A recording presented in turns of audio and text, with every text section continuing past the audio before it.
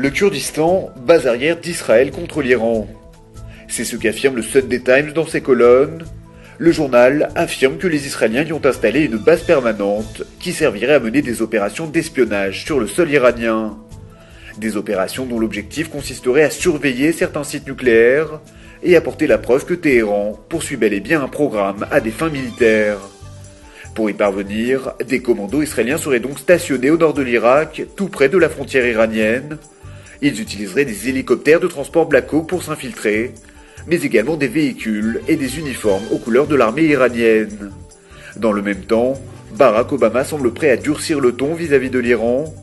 La fenêtre de temps pour une solution diplomatique se referme, a prévenu dimanche le président américain. Benjamin Netanyahou calme le jeu. À l'occasion du traditionnel Conseil des ministres ce dimanche, le chef du gouvernement israélien a écarté l'idée d'élections anticipées avant novembre 2013. Je ne suis pas pressé, a déclaré Netanyahou.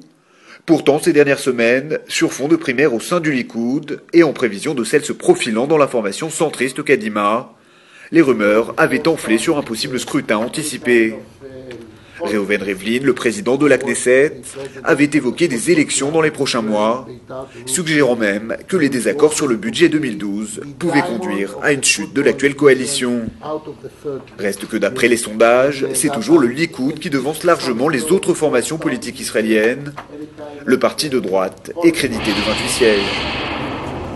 Il serait actuellement plus de 80 Français à se trouver dans les camps djihadistes du Waziristan, une zone tribale pakistanaise acquise à l'idéologie d'Al-Qaïda.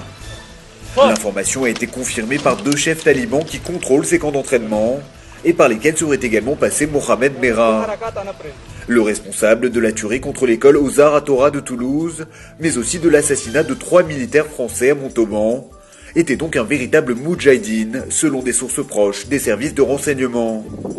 Son frère Abdelkader, arrêté la semaine dernière par des hommes du raid, est pour sa part fortement soupçonné d'appartenir à des réseaux islamistes. Le parquet de Paris vient d'ailleurs d'ouvrir une information judiciaire contre lui pour complicité d'assassinat.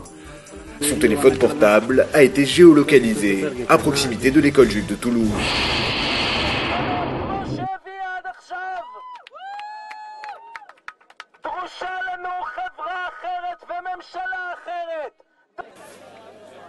Ils étaient quelques centaines d'Israéliens, 1 millier selon les organisateurs, rassemblés samedi soir place Rabin à Tel Aviv. Leur message, non à la guerre à l'Iran, et ce alors que les rumeurs sur une possible attaque israélienne se sont multipliées ces dernières semaines.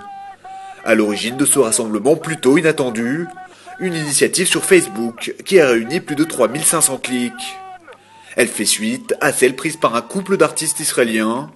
Sur Internet et par l'intermédiaire de photos, ces derniers invitaient Iraniens et Israéliens à s'échanger des messages d'amour et de paix.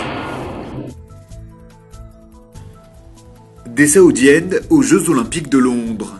Selon la presse arabe, le prince héritier Nayef Ben Abdelaziz aurait donné son feu vert à la participation de femmes aux prochains JO. Jusqu'à présent, les instances sportives saoudiennes n'avaient jamais présenté de femmes lors de compétitions internationales. Mais il y a quelques mois, Anita de France, présidente de la commission Femmes et Sport du Comité international olympique, avait stigmatisé le royaume wahhabite pour n'avoir jamais envoyé de femmes aux Jeux. Ces déclarations ont peut-être eu un effet.